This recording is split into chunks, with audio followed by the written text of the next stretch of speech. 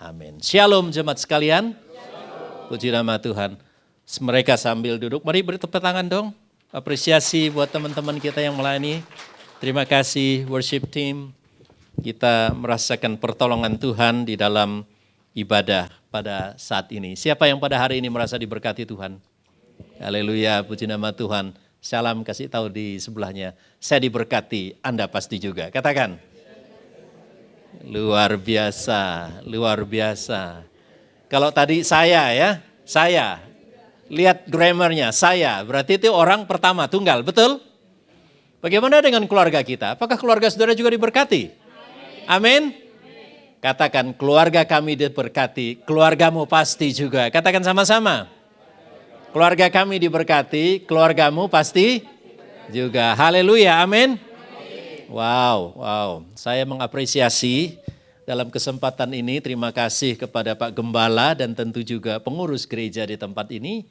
Biasa kalau kami di GKT dipanggil penatua, karena sudah tua-tua semua. Kalau di sini majelis kah atau penatua? Majelis ya. Ya, majelis itu saudara berarti mengambilnya dari bahasa Arab yaitu majelis, itu council. Oke, menarik. Kalau kami penatua, memang sukanya yang tua-tua GKT itu ya. Dulu kami juga pakai majelis. Terima kasih sekali lagi. Saya juga mengapresiasi masuk ke sini. Saya ingat dulu waktu masih pandemi tapi udah mulai agak surut, masih bermasker ya kita. Tidak seindah ini luar biasa sudah bagus. Ya, saya melihat pemeliharaan Tuhan yang luar biasa kepada jemaat GKKAI. Betul ya saya sebutkan ya?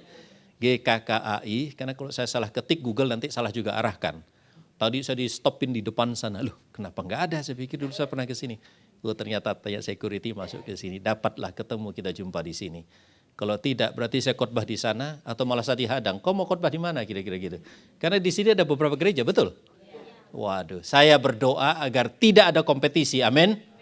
Tetapi ada komplementaritif, dalam arti kita saling melengkapi. Haleluya. Di sana menekankan mujizat, di sini menekankan miracle, amin. Sama aja, miracle mujizat mah sama ya. Di sana menekankan keluarga Allah, kita menekankan keluarga Allah yang di bumi, amin. Ya sama aja dalam arti semua gereja, tetapi memang rasa kekeluargaan itu memang beda, betul ya? Bapak Ibu masuk ke rumah tangga A, masuk ke rumah tangga B, masuk ke rumah tangga C, semua rasanya beda-beda, betul? Nah, ada yang rasa capcay, ada yang nasi goreng, ada yang pecel, dan gitulah seterusnya ya. Tapi di dalam keluarga kita bersyukur karena satu keluarga di dalam Yesus Kristus. Biasanya di dalam minggu ini minggu terakhir, minggu kelima, betul? Biasanya gereja-gereja itu sok ngeset gitu ya, minggu kelima itu minggu keluarga, amin?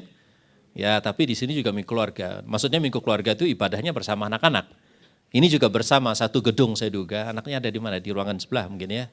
Ya, cuman kita beda ruangan aja ya, beda kelas. Bapak ibunya di kelas eksekutif, anak-anak di kelas ekonomi, bahkan di kelas MPR gitu ya. Atau kebalik ya, anaknya yang eksekutif, bapak ibunya di ekonomi ya. Baik, hari ini saya mendapat tema yang menarik sekali dari Pak Pendeta dan tema ini bukan bikinan manusia. Haleluya. Haleluya, dan di sini ya. Bawa anakmu itu kemari. Pasti jarang mendengarkan kalimat dari tema ini. Terima kasih Pak. Pak Gembala dapat urapan berapa lama puasa doa ini. Sehingga tidak berani ngubah kalimat baru, ini kata-kata langsung dari firman Tuhan. Nanti kita akan baca ketemu ayat ini ya. Nah, saya duga bahwa hari ini adalah kita bicara tentang keluarga. Di antara kita semua rata-rata berkeluarga. Kita bersyukur karena keluarga-keluarga kita di Asia, di daerah timur, di benua, di bagian selatan, dan seterusnya itu masih sangat mempedulikan keluarga. Di daerah-daerah barat itu sudah banyak sukanya hidupnya mandiri atau single dan seterusnya. Nah, kita melihat kemana kita membawa keluarga kita. Bisa dibantu saya untuk ditampilkan di klik yang berikut, slide yang berikutnya. Bisa dibantu? Ya, saya tidak bawa pointer, bisa dibantu saya. Pada waktu saya di Eropa beberapa waktu yang lalu, saya ketemu dengan fenomena ini, pandangan ini. Kalau di Indonesia agaknya lucu ini ya, biasanya yang ada di gerobak itu pasti barang ya kalau di Indonesia, betul? Karena itu rodanya berapa? 3, betul. Kalau di Surabaya ini roda ada 3 pasti ada namanya, kendaraan itu namanya becak lah. Becak itu untuk ngangkut orang atau untuk ngangkut barang zaman sekarang, enggak spiro laku karena ada ojek online ya, ojol. Di sana masih laku dan saya senang sekali setiap hari Minggu weekend karena orang-orang di sana itu kalau berweekend itu menikmati waktu dan salah satunya membawa anak mereka. Anak mereka saya tanya, sama teman saya yang orang lokal di situ, orang bule di sana. Kok bawanya begini? Karena dalam imajinasi saya gerobak ini di Indonesia.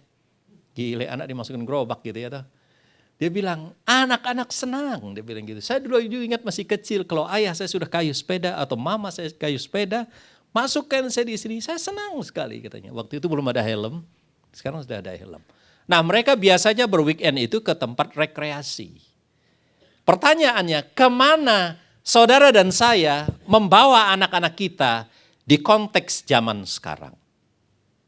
Apakah kita sedang membawa anak-anak kita kepada arah pendidikan yang baik? Kepada arah iman yang baik? Kepada arah juga perkenalan atau persahabatan yang baik? Pada masa di mana kita sekarang dipenuhi dengan digital, ya, gadget, kemana kita mengarahkan anak-anak kita?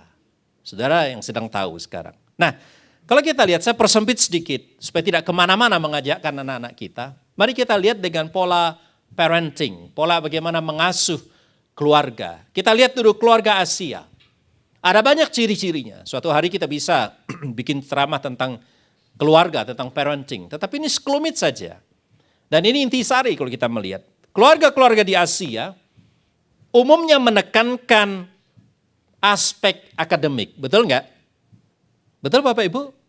Aspek pendidikan. Betul? Apalagi orang-orang Tionghoa. Orang-orang Tionghoa, baik Tionghoa yang ada di Indonesia, Tionghoa yang ada di negara-negara yang lain, diaspora maksudnya, lebih-lebih pada waktu mereka berada di Eropa dan di Amerika, nomor satu mereka menekankan education, pendidikan. Bahkan ada di antara mereka yang saking kerasnya, mereka menerapkan namanya tiger parenting. Artinya apa? Pola pengasuhan seperti macan. Jadi mama itu melototin anaknya terus pakai tongkat, nek anaknya itu enggak suka les piano, cepak gitu ya tuh. Main terlalu banyak, ceprak. Wis jan kayak macan tenan gitu ya. Parenting, enggak tahu pernah enggak ngalami kayak gitu? Pernah? Pernah bayangi? Mungkin angkatan ini sudah berlalu gitu ya, kata Tuhan Yesus. Angkatan di atas-atas kita. Menangi enggak dulu? Zaman dulu guru-guru ngajar itu pakai penggaris yang panjang. Ngalami ya? Wong baru ingat, tadi tak tanya lali gitu. Dulu mama ya, saya ini gurunya baru ingat ya. Berarti saya bedek ini banyak kepahitan mbak guru zaman biyen ya. Mbak papa mama ya, wis enggak usah diingat Pak, mereka juga sudah tilar kok gitu ya. Orang tua kita juga keras dulu ya. Pernah dulu waktu dipirsani kukunya, gini. Ya. Bukan di sini, ditaruhnya di mana? Di meja, terus siapa nih? Nah yang ada suaranya pasti ngalami. Yang kayaknya ini suara apa ini? Pasti nggak ngalami. Kuku wis kayak genderuwo ya orang sing reken ya ini ya. Zaman dulu amit-amit. Rambut. Siapa sing pernah ini set ditarik ke atas ini? Sing laki.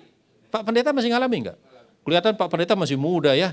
Sudah enak, beliau zaman pakai kuda gigit roti, kita zaman kuda gigit baja beton. Keras sekali, itu namanya parenting. Tetapi itu part of education in Asia style. Bagian dari pendidikan dalam gaya Asia. Entah di rumah, entah di pasar, entah di toko, di mana-mana aja sama. Di gereja gimana Pak? Diam, duduk. Anak yang tidak duduk baik, tidak masuk surga. Gitu yang ngajari zaman dulu, betul ya? Loh, lek ngono ya semua aku enak duduk nge-game ning omah gitu loh. Anak zaman sekarang nggak bisa dipelototin gitu. Yang berikut kita melihat gaya pendidikan Asia adalah disiplin. Tadi itu ya, ceprot, pokoknya disiplin. Berikutnya lagi kita melihat hormat. Kayak gitu, misi, dan seterusnya. Bermisi-misi terus ya kan. Kenapa? Kita harus hormat. Ya, sopan, santun, ungguh, apalah gitu istilahnya terserah. Pokoknya satu katanya apa? Dua katanya. Yaitu sopan santun. Ini yang dihargai. Menghormati. Berikut kita lihat gaya kepemimpinan, gaya parentingnya adalah menekankan karakter. Nomor satu karakter. Karakter ya, katakan sama-sama karakter. Jangan keliru ya, karatan itu mirip. Karakter. Jadi karakter itu perilaku, sikap, kebiasaan seseorang, ya ciri-ciri yang positif, yang baik, etika. Dan bahkan itu sampai kepada etika kita. Ini pola dari pendidikan timur. Bagus? Baik? Baik enggak? Oke, simpan dulu. Lihat yang pola barat. Nanti kita juga nilai, bagus enggak? Pola barat itu menghargai keunikan. Ya, semakin unik, semakin outstanding, semakin luar biasa, itu semakin excellent. Wah. Jadi makanya mereka tuh unik-unik. Orangnya unik-unik. Kalau kita di Asia, pendidikan Asia, dalam hal ini senangnya seragam. Ya, saya lihat nih kebanyakan pakai batik ya. Hari Batik Nasional kah? Oh tidak Bapak, katanya gitu ya. Ini juga sudah hari-hari kan. Tapi sama aja batik, coraknya beda. Wong jenenge batik banyak titik. Batik kok dari banyak titik. Titiknya oke, coba lihat. Pak Pendeta ini banyak titiknya. Titik gitu jadi ya. Jadi nanti pulang dari sini hitungan titik-titik di baju Pak Pendeta. Kan katanya banyak titik. Orang Barat suka yang ini. Nah berikut kita lihat pendidikan Barat lagi, pola asuh keluarganya adalah ekspresi personal. Makanya mereka tuh nggak suka ngekor. Kalau ada orang yang nyebut ini, dia nyebut yang mirip itu tetapi dia kembangkan sedikit atau dia kurangin sedikit. Dia bilang, oke, kamu sudah sebutkan itu, but I'm not agree totally, dia bilang gitu ya.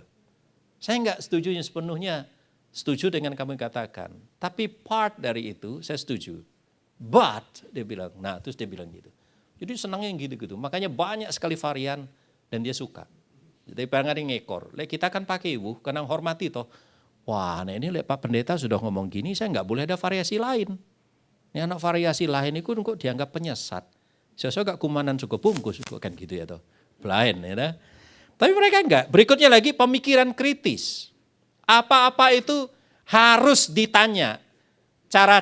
Ciri-ciri pertanyaan kritis itu tahu enggak? Apa?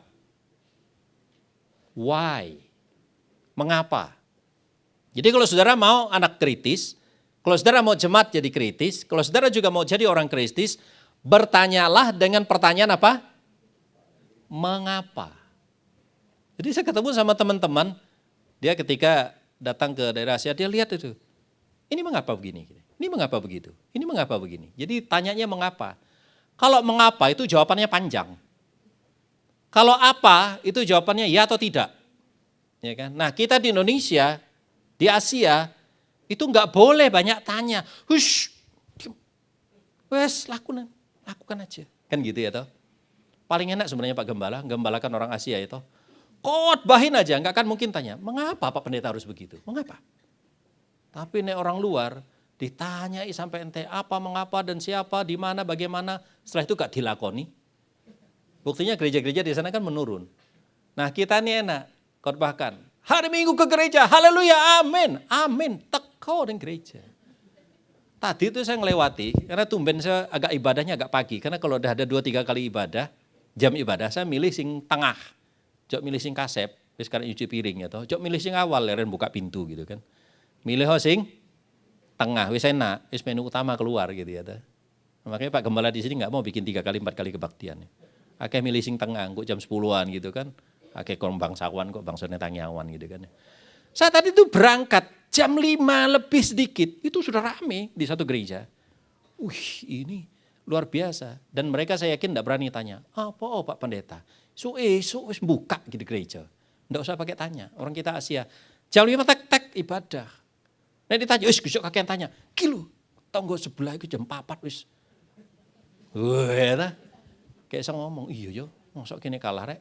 Wong Yesus isu-isu wis bangkit dari kematian, amin. Lah kita sik turu gitu ya. Kreatif, mandiri dan seterusnya. Ini pola. Nah, pertanyaan kembali. Bagus enggak pola pendidikan Barat? Halo, bagus? Wes coba dilihat lagi, ada layar kan? Bagus yang Asia bagus? Yang Barat bagus? Dua-duanya bagus? Karek milih. Ya. Makan siang, mau makan pecel atau mau makan gado-gado? Meh-meh podo gitu ya. Nek pecel ada nasi ini, nek gado nganggo lontong. Ya sego pisan kok ya. Ning wis blenyek gitu ya, wis dibentukin gitu. Dan kita melihat Barat atau dua-duanya bagus, tetapi dua-duanya ada jeleknya enggak? Oh ya pasti. Nah, oleh karena itu, kita sekarang melihat bagaimana yang sudah bagus dari Asia, bagaimana yang sudah bagus dari Barat, kita bawa supaya lebih bagus lagi. Itu pasti hanya ada di dalam Tuhan Yesus Kristus. Kita buka Alkitab kita di dalam Lukas pasal yang ke-9 ayat 37 sampai 43. Nanti kita jumpa ada satu pernyataan di dalam kalimat di tema kita tadi. Lukas 9 ayat 37, firman Tuhan berkata demikian. Pada keesokan harinya, ketika mereka turun dari gunung itu, ini Yesus bersama dengan murid-muridnya. Di ayat sebelumnya, di perikop yang sama, ayat 36 sampai ke atas, itu Yesus diceritakan dimuliakan di atas gunung. Itu konteksnya ya, dimuliakan di atas gunung. Dan pada waktu di atas gunung itu, murid-muridnya mau mendirikan 3 kemah karena saking indah mulianya. Tetapi faktanya ayat yang ke-37 ini, Tuhan turun. Datanglah orang banyak berbondong-bondong menemui Yesus. Seorang dari orang banyak itu berseru katanya, Guru, aku mohon supaya engkau menengok anakku, sebab ia adalah satu-satunya anakku. Sewaktu-waktu ia diserang roh, lalu mendadak ia berteriak, dan roh itu menggoncang-goncangkannya, sehingga mulutnya berbusa. Roh itu terus saja menyiksa dia, dan hampir-hampir tidak mau meninggalkannya. Dan aku telah meminta kepada murid-muridmu, supaya mereka mengusir roh itu, tetapi mereka tidak dapat. Maka kata Yesus, hai kamu, angkatan yang tidak percaya dan yang sesat, berapa lama lagi aku harus tinggal di antara kamu dan sabar terhadap kamu? Bawa anakmu itu kemari. Dan ketika anak itu mendekati Yesus, setan itu membantingkannya ke tanah dan menggoncang-goncangkannya. Tetapi Yesus menegur roh jahat itu dengan keras dan menyembuhkan anak itu. Lalu mengembalikannya kepada ayahnya. Maka takjublah semua orang itu karena kebesaran Allah. Haleluya.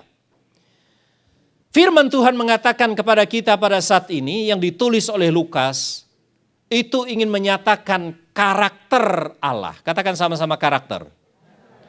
Karakter Allah yang dinyatakan oleh Tuhan Yesus Kristus. Peristiwa ini, narasi ini bukan hanya peristiwa, bukan hanya cerita. Apalagi cerita yang sudah terjadi 3.000 tahun yang lalu, kurang lebih. 2.000 lebih hampir 3.000 tahun yang lalu. Buat apa cerita yang seperti itu terus diceritakan? Saya mau beritahu kepada kita, karena ada banyak orang yang bersikap begini. Ini Alkitab sudah kuno. Ini Alkitab juga bukan kita yang alami. Bahkan diturunkan kepada bangsa yang bukan bangsa kita kok. Ini bangsa Yahudi. Bahkan orang sosiologi mengatakan, inilah cerita sejarah bahkan kitab atau aturan atau undang-undang hukum agama Yahudi. Khususnya Taurat. Dan Injil itu untuk sekumpulan murid-murid yang diaspora yang pergi. Apa urusannya dengan kita pada hari ini? Saya mengatakan pernyataan sampean, pernyataan you itu betul kalau Yesus itu bukan Tuhan dan Juru Selamat. Amin. Saya ulangi. Pernyataan orang yang seperti itu tadi betul bahwa Alkitab ini adalah buku kuno, bahwa Alkitab ini adalah tulisan sejarah orang Yahudi, bahwa Alkitab ini adalah hukum atau aturan atau undang-undang bangsa, bukan bangsa kita tetapi bangsa mereka. Itu betul 100%. Jikalau Yesus itu bukan Tuhan dan Juru Selamat. Alias bahwa Yesus itu adalah manusia biasa. Itu betul kalau begitu kenyataannya. Tetapi fakta yang lebih betul dari itu adalah Yesus bukan hanya manusia, bukan hanya nabi, bukan hanya orang yang lahir dari bangsa Yahudi. Karena ada di YouTube sekarang tuh ngomel. Orang-orang ngomong, kalau dia Tuhan, mengapa kok milihnya lahir dalam bangsa Yahudi? Itu kan bertentangan, berkontradiksi. Saya tidak melanjutkan di situ. Tapi saya ingin mengatakan kepada kita, pada saat ini Yesus bukan hanya manusia. Yesus bukan hanya guru. Yesus bukan hanya nabi. Lebih dari guru, lebih dari manusia, lebih dari nabi. Dia adalah Tuhan. Katakan sama-sama, Tuhan. Dan ketuhanannya itu bukan karena tiba-tiba dia jadi Tuhan. Karena ada yang mau nyembah dia, amin. Tetapi dialah Allah sendiri yang menyatakan diri di dalam pribadi Yesus dan karakter. Sekali lagi katakan sama-sama karakter. Karakter Allah itu dinyatakan di dalam siapa? Di dalam diri Yesus Kristus. Amin. Sampai di sini mantap jadi orang Kristen? Mantap? Bukan ikut-ikutan? Kita menyembah siapa? Allah yang benar yang menyatakan diri di dalam Yesus Kristus. Maka kalau demikian Ayat ini ketika kita baca sekali lagi, ini bukan cerita sejarah. Saya juga bukan ahli sejarah. Tetapi ini adalah penyataan atau wahyu Allah yang tertulis, yang namanya Alkitab, dan yang dinyatakan di dalam diri Yesus Kristus. Maka kalau dia adalah Allah yang menyatakan diri, Allah yang menyatakan karakter, kita lihat sekarang. Karakter seperti apa yang Allah nyatakan, yang dikemas oleh Lukas di dalam bagian ini. Kita melihat bahwa karakter Allah yang dinyatakan di sini adalah, maju ini dia, Allah yang maha tinggi hadir di bumi. Itu yang Yesus ingin nyatakan. Coba kita kembali melihat ayat yang ke-37. Pada keesokan harinya ketika mereka, Yesus dan ketiga muridnya yang lain itu, turun dari gunung. Saya kasih warna yang berbeda, turun gunung. Ini istilah yang sering kita mengerti.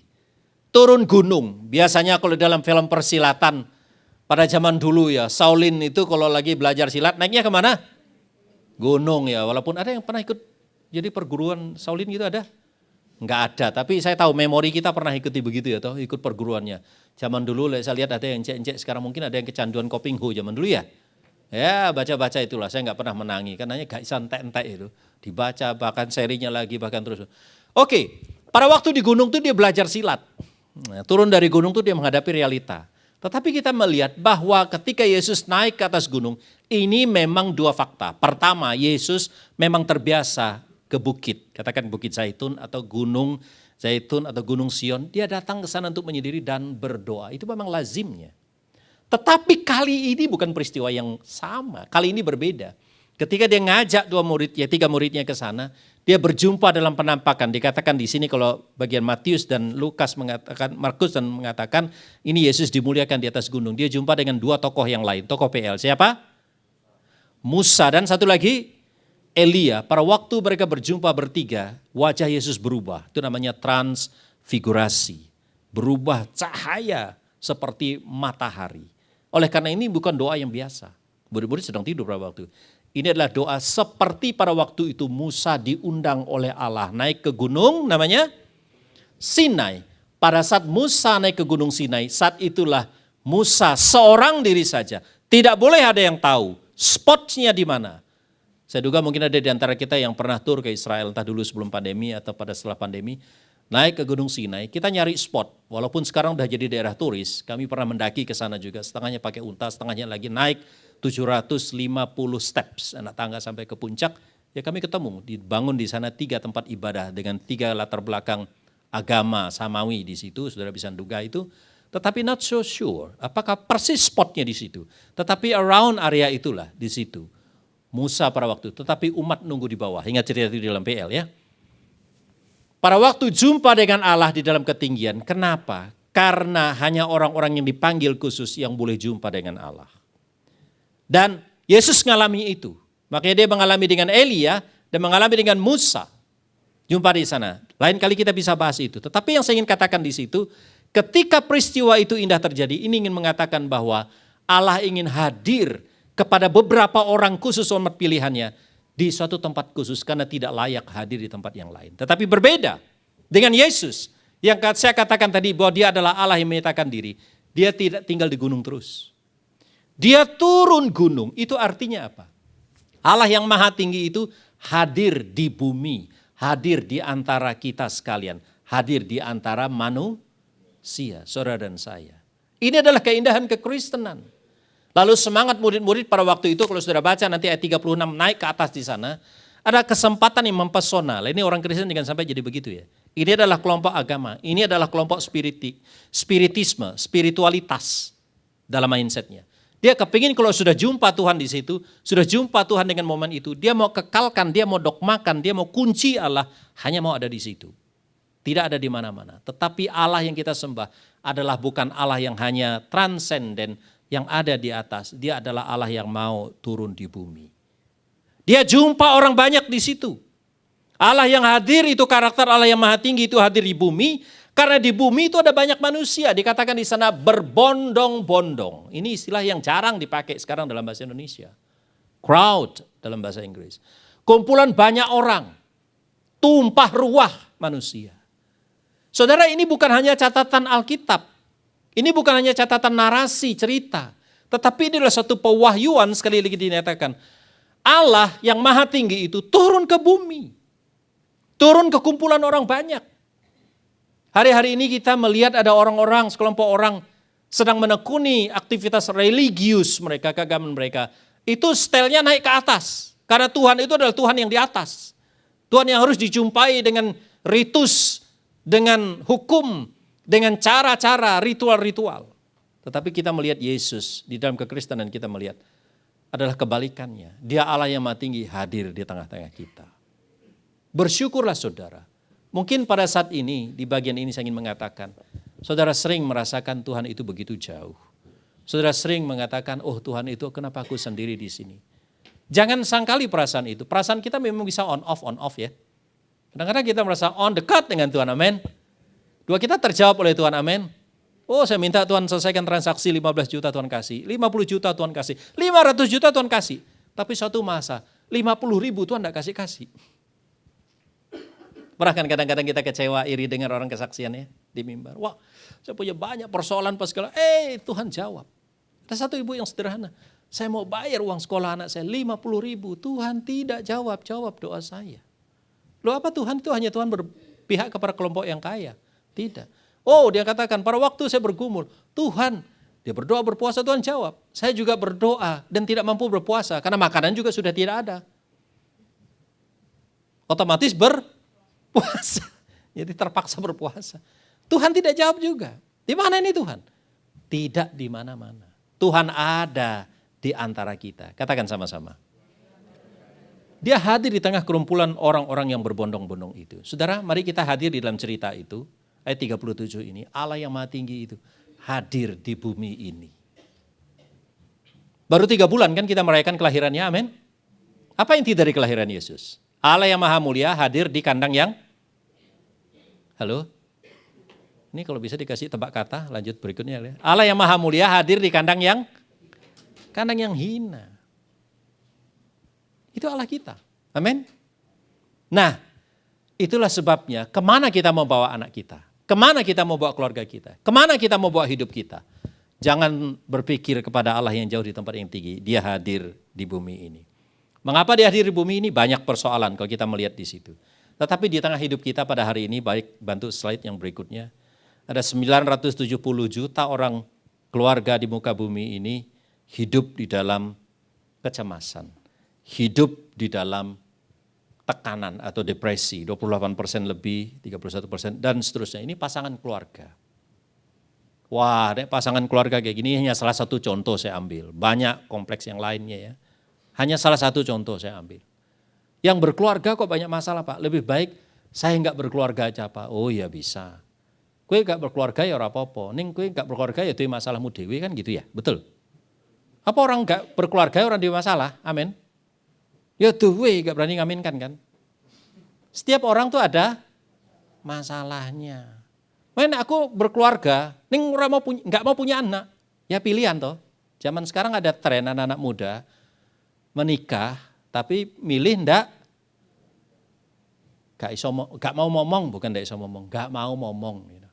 Ini sing ya biasanya yang rodok pintar. Sing gak pintar wis meteng dhisik apa segala macam. Itu pasti karena ada kegocolan, kebodohan, kedunguan kalau pakai bahasa Rocky Gerung gitu ya. Pokoknya wis meteng dhisik sadurunge wayahe hari H teng ku pasti salah sitone dungu. Lek gak sing lanange sing wedoke dungu wis ngono tok. Kok gelem dia gitu. Gitu ya. Dan nanti ada cerita sendiri. Nah, anak-anak muda perhatikan kita lihat. Anak-anak muda kasusnya ini di dalam bilangan research. Tampilkan di slide saya yang berikutnya. Pernah anak-anak muda itu berpikir begini ya. 14% itu pengen bunuh diri, mikir tok. Ki kok kayaknya kayak menghicipi Coca-Cola gitu ya. Pernah berpikir mau bunuh diri. Kan kita kalau ngelihat ada Fanta, Coca-Cola, teh, es botol gitu kan. Pengen ngicipi gitu. Pikirnya penak bunuh diri gitu ya. Maksudnya apa? Saking anak ini kesepian, enggak dipedulikan orang tua, dibully ya dan seterusnya. Ngomong-ngomong dibully itu bukan hanya anak-anak di sekolah. Kau enggak pernah memikirkan. Orang tua kita juga pernah dibully. Sampai saiki iya, di-prank iya. Kerja di kantor, di perusahaan apapun, buat proposal apa segala macam. Enggak diterima proposalnya. Dibully juga kan oleh perusahaan yang lain, oleh masyarakat setempat ketika itu investasi. Betul? Cuman istilahnya aja, bukan dibully. Dibully kan colok kayak bocah-bocah gitu ya. Ya, kita sebagai pengusaha juga sering dibully kok sama orang kan. Siapa yang tahu gitu. Nah terus kayak gitu. Kenapa kok anak-anak begitu dapat gini mau kepengen bunuh diri? Karena belum ada tanggung jawab. Nah orang tua dibully, diprank, dicurangi pas segala macam. Gak kepengen mikir bunuh diri. Kenapa? Loh aku saya dia tanggung jawab. Gitu loh. Saya ini papa, amin. Halo para ayah mendengarkan saya? Amin. Sering gak ngalami jalan buntu? Sering gak ditolak? Sering gak barang kita ditipu dan apa segala macam? Kerja kita gak dihargai? Sering? Terus kita mau mikir, aku tak bunuh diri ya. Sen aku orang ini. Ya nek ngono ora usah kawin biyen. Sing mohon maaf, sing lebih penting ora usah nggo katok no. Kan gitu ya. Lanang kok kan gitu ya toh. Amin. Kagum aku sama ayah-ayah yang begitu. Tepuk tangan dong untuk para ayah. Hai para ayah, gak banyak yang mengerti hatimu, amin. Dia saking ditolak, saking kesepian pas segala macam. Wani gak cerita terus curhat nangis, mewek ning ngarepi istri ini berani gak? Ora kate. Lebih baik kalau saya gak sanggup untuk menceritakan hal ini, aku tak ngemper ning rumah tonggo gak wani mulih sih. Ngomong apa? Bane bledos ngono-ngono ya gak wani mulih toh. Apa biasanya jam 7 paling telat jam 8:30 wis mulih iki gak mulih. Bane bledos wingi mulih meneh mulih. Kenapa? Hari itu lagi ditolak, gak wani mulih. Sakit hati kok aku temu kowe malah tanganku salah wis keliling kemana-mana kan gitu ya. Itu seorang ayah. Amin. Banyak para pengkhotbah juga gak pernah membela ayah. Hari ini saya mau bela ayah. Saya seorang ayah soalnya. Bagaimana pernah merasa ditolak? Amin. Berbahagialah ayah. Besok ayah kita kumpul sama-sama yuk ngopi yuk. Kita curhat bareng. Curhatannya kita oleh dawa aja nih. Apa maneh? Iki tak curhat sedikit ya. Pas waktu pulang, ora disambut karo yang-yange, karo dai-daye, karo ibuke ning omah. Apa kok telat? Waduh, wis luwe. Kecut di perusahaan ditolak. Iya. Jalannya macet kan gitu. Kalau bapak ngomong nada rendah, kalimat pendek-pendek, jok diterusno, Bu. Ibu, jok diterusno ya. Iki berarti bapaknya lagi sepaneng iki. Lho Pak, gak wing sedina lho, ben dina ngono. Oh, lek berarti sepaneng guru mari-mari ngono lah kan ngono ya. Ya, aku lagi belain kau ini. Nah, Ibu, wis siapin air hangat. Ngunjuk teh, Pak. Kayak no teh gitu ya. Nek kopi ya kopi gitu. Nek tengah wengi sok kopi, Pak, gak iso turu kok. Wis mangan dan terus tidur pendek tidur. Jam 7 gak tangi, 7 isuk.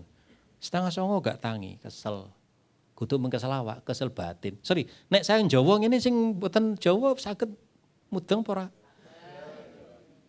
Pak pendetanya kasihan butuh terjemahan dari Roh Kudus. Pak pendetanya butuh penterjemahan dari Roh Kudus. Haleluya. Pak ceritanya bapak-bapak itu banyak masalah gitu aja sudah ya. Nah, ini bapaknya lagi curhat gitu ya. Terus ibunya melayani. Nah, giliran suatu hari ibu ya begitu. Kalau ibunya diberi kesempatan cerita juga. Kamu pikir, ayah, pada waktu aku ditinggalkan di rumah, enak. Lu enak aja lihat sana sini.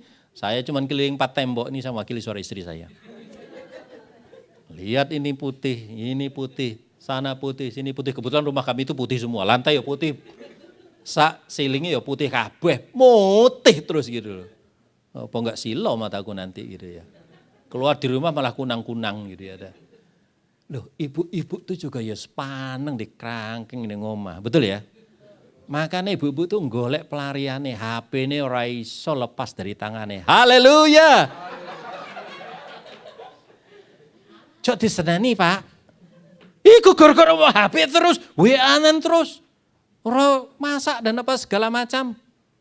Sik toh aku golek hiburan iki putih kabeh. Nah iki kan ono iso guyu-guyu kayak wong edan dhewe ndelok TikTokan sing ini. Betul Ibu? Ya, tapi saran saya Cuk sampai berhenti di situ. Aku enggak membelani banyak-banyak ibu-ibu. Ibu pinter. Ibu-ibu tuh kreatif. Ibu-ibu tuh bisa cari hiburnya sendiri. Betul? Nek wis bosan ini nelpon koncone iso nelpon setengah dina ngono. Kapan marine? pas baterainya entek. Apapun itu, anak-anaknya, yo di sekolah, di tempat kerja di mana tuh, yo ono sing ngganggu pisan dan pas segala macam. Itulah dunia kompleks. Dan di tengah kompleksitas kita, ini saya cerita sing lucu, sing biasa loh ya, sing serem ya banyak. Suamimu di luar, nganggo parfum kerja, cah wadon iku ya ngelirik.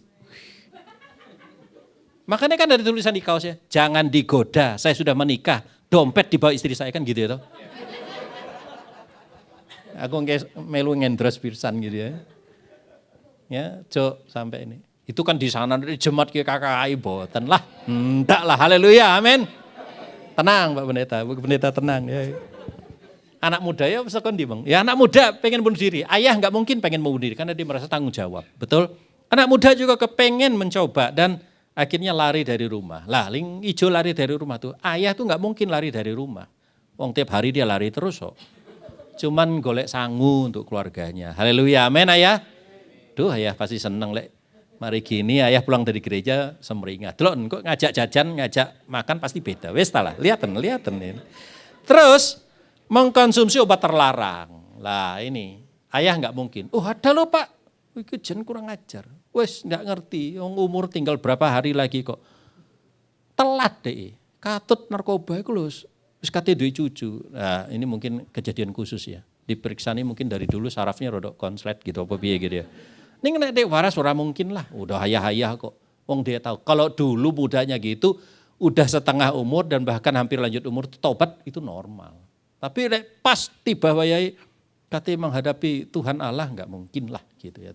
Tapi anak muda kan senang gitu, akhirnya kintir katut. Nah, inilah problem masalah kita. Pertanyaannya, kalau Tuhan itu jauh di surga di sana, tidak hadir di bumi, tidak turun gunung, amin. Kasihanlah kita. Inilah Allah kita. Hari ini jangan kau merasa sendirian. Tuhan itu hadir di bumi. Berikut kita melihat bahwa karakter seperti apa lagi yang Lukas tuliskan di dalam perikop yang kita baca.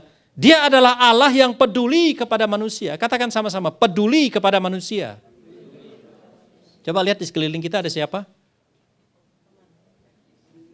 Siapa? Orang atau manusia? Saya harus memakai kalimat yang tepat dan kata yang tepat. Peduli kepada manusia. Amin.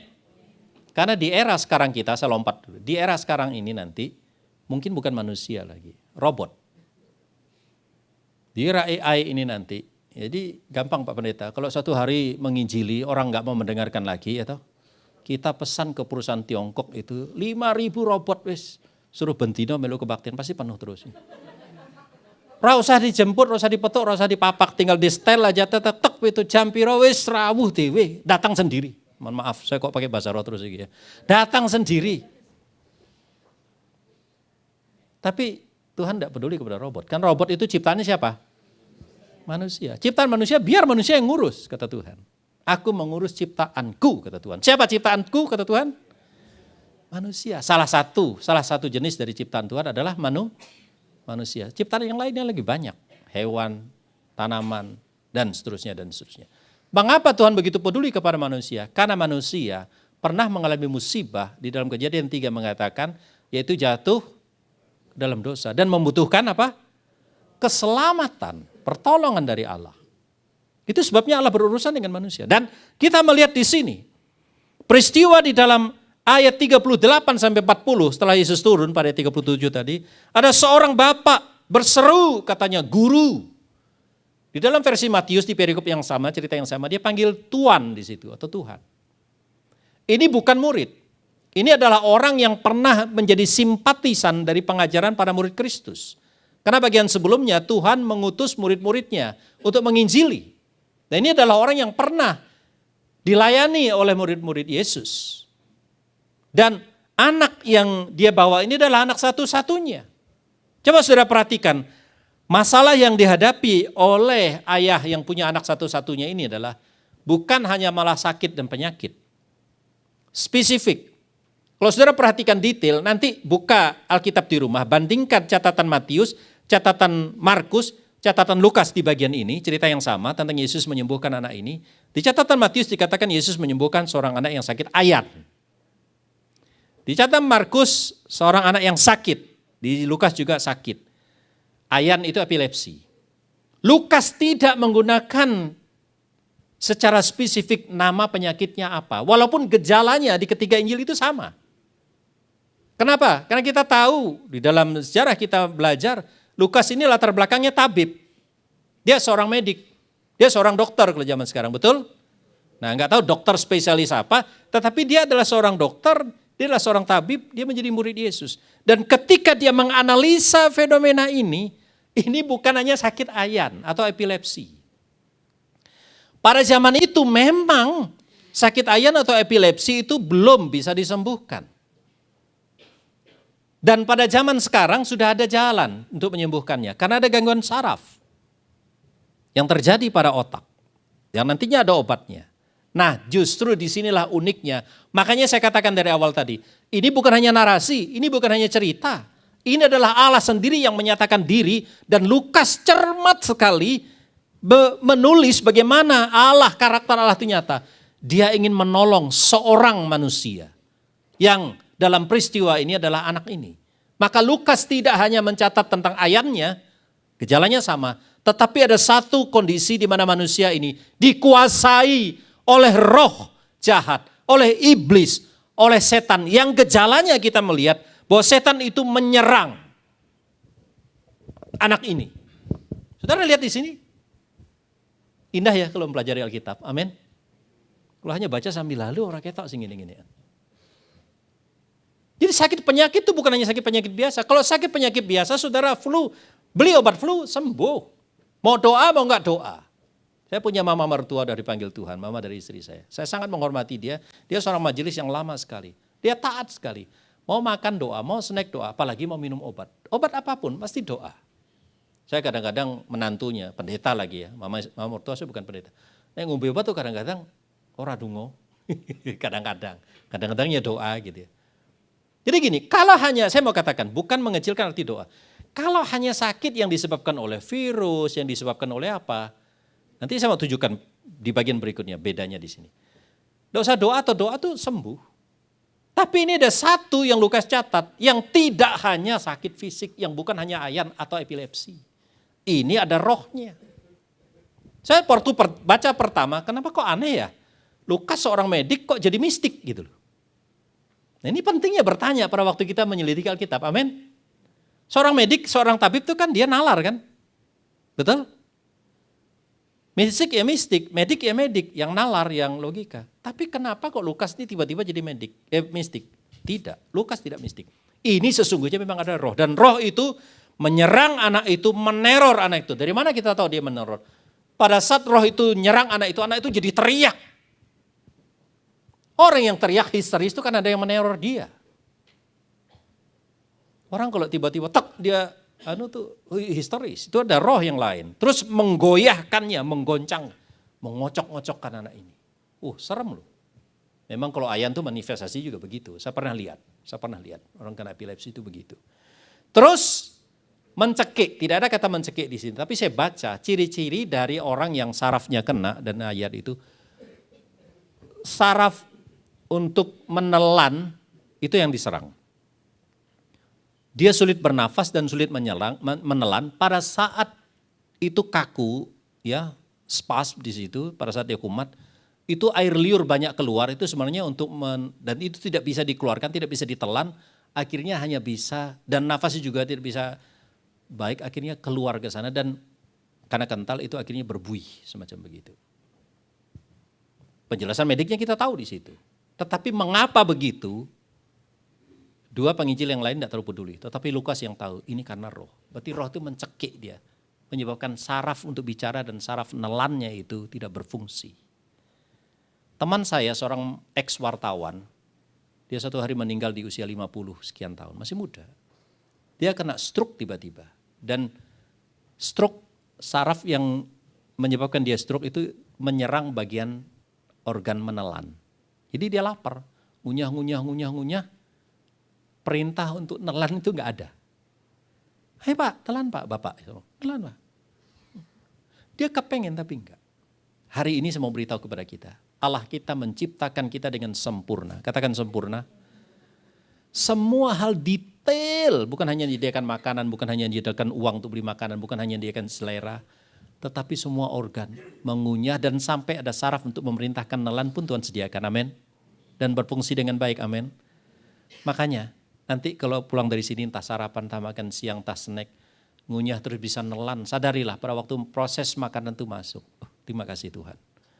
Tuhan berikan organ ini, saraf ini sempurna. Karena ada teman terganggu itu, raiso nelan. Bersyukur. Walaupun kalau kita nggak ada makanan, bulan tua, tanggal 30 ya toh. Yang kita bisa telan itu cuma air liur, haleluya. Saya bersyukur saya bisa berfungsi, tinggal materi yang untuk ditelan aja. Tetapi organnya masih sempurna. Nah, kita lihat lagi anak ini disiksa. Disiksa, dikocah, dibanting di tanah. Dan akhirnya kita lihat menetap. Ini ciri-ciri iblis, saudara. Jadi iblis itu nyerang, neror, menggoyahkan, mencekik, menyiksa. Menyiksa tuh siang ya gak enak, malam ya gak enak, tetap ya gak enak, jalan ya gak enak, lungguh ya enak, ngadeg ya salah semua. Itu tersiksa namanya itu. Dan itu ada roh. Dan menetap. Apa yang saya katakan menetap di sini? Diusir oleh murid, balik lagi. Kumat, sembuh. Kumat, sembuh. Iblis itu memang sukanya mau bersarang. Karena dia adalah roh, dia cari medium. Untuk dia tinggal. Kapan? Kalau dia pada satu orang, kapan dia mau misah? Sampai orang itu meninggal, sampai dia seret mau bawa ke tempatnya dia. Di mana tempatnya iblis, sudah tahu? Alkitab mengatakan suatu hari nanti dia akan dihakimi dan dibuang ke lautan api. That is the place for the Satan and his followers. Menetap. Nah, oleh karena itu pada saat ini, ketika Tuhan Allah itu hadir, Tuhan punya tujuan untuk menyelamatkan manusia. Katakan menyelamatkan. Dia bukan hanya Allah yang patatang-patatang, Allah yang maha tinggi hadir di bumi, ben golek masa, kayak artis gitu loh, terkenal populer. No, karena untuk kebutuhan kita. Kita perlu keselamatan.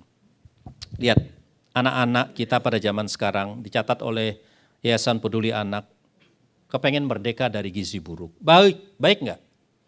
Baik, kepengen juga merdeka dari ancaman penyakit, salah satunya diare, anak-anak apalagi di desa itu kepengen main lemah apa gitu, tanah. Pengen merdeka dari buta huruf, pengen merdeka dari nikah muda. Ini baik, ya 4 dari sekian programnya itu cukup baik. Tetapi yang lebih baik lagi adalah anak-anak yang sejak dini, iblis sudah punya agenda. Kalau kita kembali sedikit, ada 3 yang bertarung di sini. Ya. Ayah bertarung, ingin menyelamatkan ini anak lakinya satu-satunya, diberi sakit, dikuasai iblis. Iblis bertarung ingin nyaplok anak ini dan tidak mau pergi. Tetapi hadirlah Yesus, Sang Allah, Sang Pencipta ini. Bertarung juga menyelamatkan anak ini. Mari kita lihat cara Yesus menyelamatkannya bagaimana. Dia adalah Allah, menyatakan karakter Allah yang memulihkan pribadi manusia. Katakan memulihkan. Saudara lihat di sana saya memakai kata memulihkan, bukan menyembuhkan saja, bukan hanya menyembuhkan. Perhatikan, ayat yang ke-41 dan 43 firman Tuhan mengatakan bahwa Tuhan Yesus datang menegur orang itu, bawa anakmu kemari, akhirnya anak itu dibawa, pada waktu mendekat anak itu dibanting oleh iblis. Memang setan itu begitu. Di depan mata Yesus ini 3 oknum yang bertarung, saudara. Ayah itu sudah membawa anaknya supaya ditolong, Yesus sudah siap mau menyambut, iblis narik. Ini dinamika drama, mungkin ini scene yang paling krusial. Perhatikan, di dalam hidup kita selalu ada 3 dimensi ini, 3 segmen ini. Segmen kita sebagai manusia, segmen iblis yang terus mau merampas kita, amin. Saudara mengikuti? Entah keluarga, entah selera kita, entah bisnis, entah apa, selalu ada ini. Tarik-menarik itu. Tetapi kita bersyukur kalau Allah dihadirkan. Dalam hal ini Yesus dihadirkan di situ. Dan kita melihat anak itu ketika dibawa, Yesus juga yang perintah, bawa anakmu kemari. Bukan bawalah, bukan saran ini. Artinya memang kalau kita cuma sakit, cari dokter sembuh, amin. Istirahat, sembuh, amin. Kalau cuma itu, tetapi kalau sisi segmen kehidupan kita dikuasai oleh iblis dan agenda iblis adalah untuk membinasakan anggota keluarga kita. Tidak ada cara lain kecuali kepada siapa? Yesus. Saudara tangkap ini. Ini pengajaran mimbar yang perlu kita pahami dengan detail, dengan jelas, tidak usah ragu. Dan kita mawas terus dalam menjalani kehidupan ke depan. Pada waktu dibawa kepada Yesus, Yesus menyembuhkannya. Dia tegur dulu roh itu dengan keras, dan anak itu sembuh. Perhatikan, kata sembuh yang dipakai oleh Lukas berbeda dengan kata sembuh yang dipakai oleh Matius dan Markus. Kata sembuh, izinkan saya menggunakan bahasa Alkitab di sini, yang dikatakan oleh Lukas menggunakan kata iaumai. Kalau di Matius hanya menggunakan kata sembuh itu terapeusai, dari kata terapeuo. Terapi. To heal. Tetapi Lukas mengatakan to cure. Memulihkan. Jadi pemulihan yang Yesus lakukan kepada anak ini adalah dipulihkan spiritnya, jiwanya. Karena Markus mendukung, pada waktu anak itu dibanting, Yesus memegang tangan anak itu untuk membangkitkannya. Kata yang dipakai bukan terapeuo, tapi membangkitkan. Karena apa? Nanti saudara baca di dalam versi Markus di cerita ini, orang bilang anak itu sudah hampir mati dan bahkan sudah mati. Yesus membangkitkannya memakai kata egeiren, dan anak itu bangkit menggunakan kata aneste. Saudara ingat mungkin ada di antara kita yang dokter di sini, anestesi. Ya, bius. Orang mau operasi itu disuntik dulu bius, tidur 2 jam atau 1 jam atau setengah jam. Amin. Yang saya mau katakan di sini apa? Roh itu memang bisa mematikan. Dan agenda terakhir roh itu mematikan. Tetapi walaupun kita sudah di detik-detik di ujung kematian sekalipun, ada Yesus di situ. Amin. Ada Yesus di situ, Yesus touch kita, Yesus sentuh kita, kita dibangkitkan. Karena di dalam Injil Yohanes pasal yang ke-11 25 Yesus mengatakan, aku adalah kebangkitan dan hidup. Dia adalah Allah. Dia sendiri bangkit dan dia bisa membangkitkan. Tidak banyak menyorot peristiwa anak ini dibangkitkan. Yang sering kita melihat yang di Nain, yang di mana. Tetapi kalau kita lihat dari teks yang dikatakan di dalam Markus dan di dalam Lukas, anak ini memang diselamatkan. Spirituality-nya dihidupkan kembali.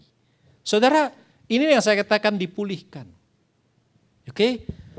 Emosi anak ini juga dipulihkan. Tadinya ini yang teror, takut, menjadi tenang, dia bangun. Moralnya juga diperbaiki, saya yakin. Dan sosial. Kenapa sosial? Lihat ayatnya yang ke-42. Yesus menyerahkan dia kembali kepada ayahnya. Terjadi pemulihan keluarga, rekonsiliasi keluarga. Dan saya yakin peristiwa ini tidak dicatat lagi di ayat yang selanjutnya. Karena ini memang sudah sembuh total. Kalau kumat lagi tentu Bapak ini tahu dong kemana harus lari. Tuhan, kemarin muridmu nggak bisa, sekarang kok kumat lagi? Enggak, ini permanen sudah. Setannya sudah pergi, anak ini sudah diselamatkan. Haleluya, amin. Anak ini sudah pulih kembali. Dan inilah menarik. Kenapa saya sebut aspek sosial di sini? Bukan hanya keselamatan fisik. Pada waktu anak sudah diselamatkan, dia bawa kembali anak ini untuk diasuh, untuk digembalakan, untuk dibina oleh siapa? Oleh siapa? Katakan sama-sama, oleh saya, katakan. Karena kita adalah ayah dan ibu dalam keluarga, amin. Oleh karena itu, walaupun anak kita di ruangan di sana, kita di sini, ingat, setiap ibadah keluarga, mesbah keluarga, inilah agenda Tuhan. Tuhan mau memulihkan bukan hanya kesembuhan anak ini, bukan hanya keselamatan anak ini, tetapi seisi keluarga. Loh, ada pertanyaan, tidak jelas di Lukas, tapi saya mau beritahu, di Matius jelas, di Markus jelas. Di Matius dan Markus itu mencatat.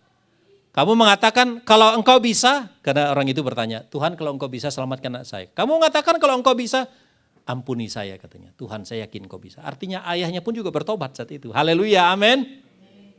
Penting sekali bukan anak kita yang disembuhkan. Bukan anak kita yang diselamatkan. Bukan istri kita yang hanya diselamatkan. Bukan hanya mertua kita yang diselamatkan.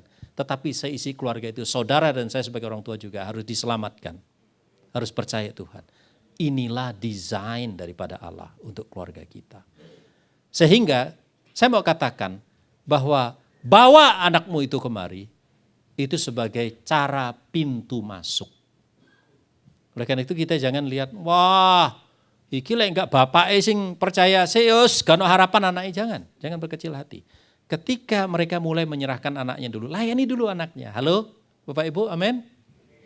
Masuk melalui anaknya dulu, layani sebaik-baik. Nanti Tuhan pakai anaknya untuk bawa seisi keluarganya kepada Tuhan, amin. Banyak saya melihat juga begitu. Di beberapa jemaat yang kami layani, dulu anaknya mengenal Tuhan melalui sekolah dan pas segala macam. Keluarga Tionghoa kebetulan. Dan akhirnya mengatakan, Pak Ma, umpamanya papa mau meninggal, kami nggak bisa nyembayangi loh ya, apa jangan salahkan emang. Kami di kekristenan enggak gini. Waduh, kok gitunya gitu. Gimana ini kamu dari kecil saya besarkan, masa saya kecilin lagi ketika kamu udah besar gini kan gitu. Maksudnya kok kurang ajar gini loh. Enggak Pak, gini kan anaknya udah tahu, dikasih tahu gurunya yang Kristen gini. Kita kan keluarga ini Tionghoa gini harus kumpul, lihat waktu Imlek kita ngumpul kemana-mana ngumpul. Masa kamu nanti papa misah dewek, kamu misah dewek? Enggak Pak, kita nanti kumpul tapi gini Pak, kita ngumpulnya bareng ya. Di mana? Di surga yang disediakan oleh Tuhan Yesus. Apa itu? Wis cerita anaknya. Singkat cerita, mapai mikir loh si Inyo iki wis mulai guru ya, bapak gini lama-lama akhirnya apa? Roh Kudus mulai berbicara melalui anaknya. Suatu hari papanya ke gereja. Wah, pas saya melayani di situ. Ini cerita sebelumnya ya. Akhirnya papai juga sampai jadi seorang majelis gereja. Gak ming anggota, pernah jadi ketua bareng kok. Nah, saya cerita ini karena saya tanya, Suk, gimana dulu cerita ikut? Oh, Nip. Nggak tahu Nip panggilan mana sih? Nip. Gitu. Pernah dengar nggak? Wes zaman biar, zaman Belanda dulu panggil orang Nuharen gitu. Nip, ini dia ceritain. Itulah tadi ceritanya. Jadi teks ini sangat akurat. Ketika Tuhan Yesus mengatakan, bawa anakmu itu kemari. Mungkin kita mau menyelamatkan sisi keluarga. Pintu masuknya mulai dari siapa? Anaknya. Karena fakta di dalam hal ini juga. Dari anaknya akhirnya keluarganya percaya Tuhan. Ayahnya dipercaya Tuhan. Amin. Nah, di Matius hanya memakai kata terapeu. Apa yang dikatakan di sini? Oh, enggak benar itu Matius, enggak benar itu Markus. Jangan. Karena yang dilakukan oleh Yesus betul, yang dicatatkan oleh Matius juga betul, terapeu. Faktanya secara fisik orang ini sembuh kok. Kesimpulan apa yang saya mau katakan dalam peristiwa ini? Pada waktu Yesus memulihkan pribadi, kesembuhan fisik, emosi, moral, sosial, bahkan spiritual, Tuhan sanggup kerjakan. Amin. Itulah Tuhan kita. Dan saudara, saya ingin tutup bagian ini dengan merujuk kepada pengkhotbah almarhum Billy Graham mengatakan begini. Kita ini kan orang tua kerja ya, saya berdoa memberkati saudara diberkati luar biasa. Keluargamu juga diberkati luar biasa. Usaha pekerjaanmu lancar. Amin. Bahkan saudara juga punya dedikasi.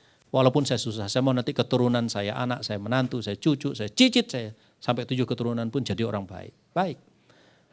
Tapi legasi yang ditawarkan oleh Billy Graham itu bukan hanya harta. Dia mengatakan begini. Boleh dong baca sama-sama? 1, 2, 3. Legasi terbesar yang layak kita wariskan kepada anak-anak dan cucu-cucu kita bukanlah uang atau tumpukan harta secara material, melainkan karakter dan iman. Amin. Boleh enggak numpuk harta? Boleh. Boleh enggak numpuk uang? Boleh. Tidak dilarang. Tetapi bukan yang terbesar. Itu mungkin besar. Yang terbesar itu adalah bagaimana anak kita memiliki karakter Kristus dan beriman kepada Yesus Kristus. Karena itu saya tutup slide ini dengan mengatakan, bawalah seisi keluargamu kepada Yesus. Di catatan Lukas pasal 14 ayat 23b sampai 24, firman Tuhan mengatakan dalam perumpamaan itu, karena Yesus mengatakan, rumahku harus penuh. Duh saudara, kita enggak tahu. Kalimat ini sering terselip. Ini loh rencana Tuhan. Jadi bukan nyenengno hati pendeta, nyenengno hati majelis gereja nebe, persekutuan nebe. Oh buka lagi 3.000 kapasitas be. Ya pasti sih kita senang, amin. Haleluya. Usaha enggak sia-sia, tapi yang lebih senang lagi apa? Tuhan. Karena Tuhan bilang rumahku harus penuh. Rumahku itu apa? Rumah Tuhan. Di dalam Yohanes 14 Tuhan mengatakan, aku pergi ke sana untuk menyediakan tempat bagimu. Supaya di tempat di mana aku berada, kamu pun berada. Ternyata di Matius, itu di Yohanes. Di Lukas dia mengatakan, rumahku di sana harus penuh. Saudara cerita nanti konteks ini perumpamaan, waktu Tuhan Yesus memberi perumpamaan tentang kerajaan Allah, ngundang banyak orang enggak mau datang. Sampai akhirnya yang pergi ke lorong-lorong. Karena tuan rumah itu mengatakan, rumahku harus penuh. Terus Yesus mengatakan, sebab aku berkata kepadamu, tidak ada seorang pun dari orang-orang yang telah diundang, itu akan menikmati jamuanku. Saudara, kalau kita sudah pernah mendengarkan Injil, jangan pernah mundur. Karena Tuhan hadir di tengah kehidupan kita. Siapa kita? Wong dia adalah Allah yang maha tinggi kok. Dia hadir di bumi bagi kita. Dia hadir untuk menolong semua permasalahan kita. Dan bahkan dia memulihkan anak kita. Saya nggak tahu saudara sedang mungkin mengalami kesulitan mendidik anak. Apapun keadaannya, entah dia kebutuhan khusus atau tidak khususkah. Apapun, dia adalah anak Tuhan. Kita mungkin tidak mampu, kita angkat tangan, bawa kepada Yesus. Kata Yesus mengatakan, bawa anakmu kemari, kata Yesus. Dia bukan hanya bisa menyembuhkan terapeuo secara fisik, tetapi dia bisa memulihkan secara total. Mari kita berdiri. Saya memberikan beberapa detik bagi kita untuk melihat, menengok tiap pribadi yang ada di keluarga kita. Mulai dari anak kita yang terkecil, kalau kita punya beberapa anak. Anak kita mungkin yang rewel, anak kita mungkin yang susah connect sama kita juga susah connect sama dia. Atau mungkin ada anak kita yang memang kita nggak tahu, di luar kontrol kita, mereka kecanduan tertentu. Mereka sedang jauh dari Yesus. Atau mungkin pasangan kita, atau mungkin ipar kita, atau siapapun. Sampai sebelum kita pergi ke gereja tadi, kita berpikir, Tuhan, melihat itu semua nggak ada harapan deh. Tetapi mendengar firman saat ini, biarlah Roh Kudus kita izinkan, Tuhan, di dalam Engkau tidak ada yang mustahil. Bahkan tidak ada satu jenis penyakit pun yang tidak dapat Engkau sembuhkan. Aku ingin membawa anak-anakku kepadamu, Yesus.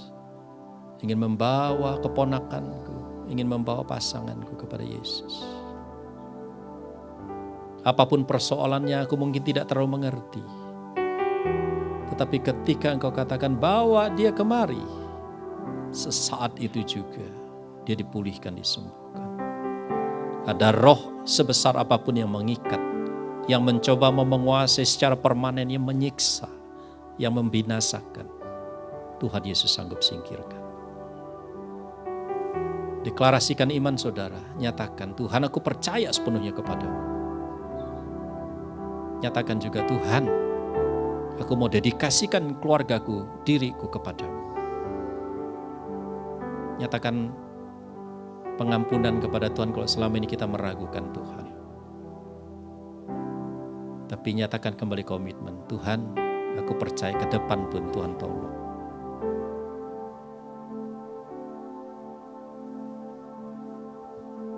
Engkau mendengar Tuhan di surga setiap seruan dari hati anak-anak Tuhan di tempat ini. Engkau mengetahui secara detail masalah kehidupan kami. Ada hal-hal yang tidak bisa kami ceritakan kepada siapapun, bahkan bukan hanya tidak bisa, kami tidak sanggup bahkan lagi. Atau yang pernah kami ceritakan, tetapi sampai detik ini belum ada jalan keluarnya. Firman-Mu pada hari ini Tuhan di surga, memberi terobosan pengertian yang indah. Engkau Allah yang Maha Tinggi hadir di tengah kami. Dan Engkau peduli kepada kehidupan manusia. Apapun persoalannya. Dan Engkau sanggup memulihkan. Saat ini kami merasakan hadirat-Mu Tuhan. Engkau jamah setiap kami. Engkau nyatakan hal yang luar biasa terjadi saat ini. Bahkan kepada anggota keluarga kami yang mungkin saat ini bersama kami. Ataupun yang tidak bersama kami. Engkau jamah, sembuhkan dan pulihkan. Saat kami sakit, saat kami bergumul. Engkau berikan jalan keluar yang terbaik. Kau bangunkan kembali keluarga kami. Kau bangunkan kembali gereja. Kau bangunkan kembali pelayanan kami. Dan Kau izinkan Tuhan, melalui semuanya itu, dunia takjub. Bukan karena kami, tetapi karena melihat perkara besar, perkara ajaib yang Tuhan Yesus kerjakan. Ini doa kami Bapa, berkati gembala sidang dan keluarga di tempat ini melayani Engkau. Hamba-hamba Tuhan di tempat ini melayani Engkau. Rekan majelis pengurus, mereka ada pergumulan-pergulatan tersendiri. Tetapi melalui perenungan hari ini, biarlah kami melihat pewahyuan baru dari Allah dinyatakan. Ini doa kami Tuhan. Berkati semua kehidupan jemaat dalam berbagai aspek. Kami akan menang, bahkan lebih daripada pemenang. Di dalam nama Yesus, kami berdoa. Mari kita sama-sama katakan. Silakan duduk.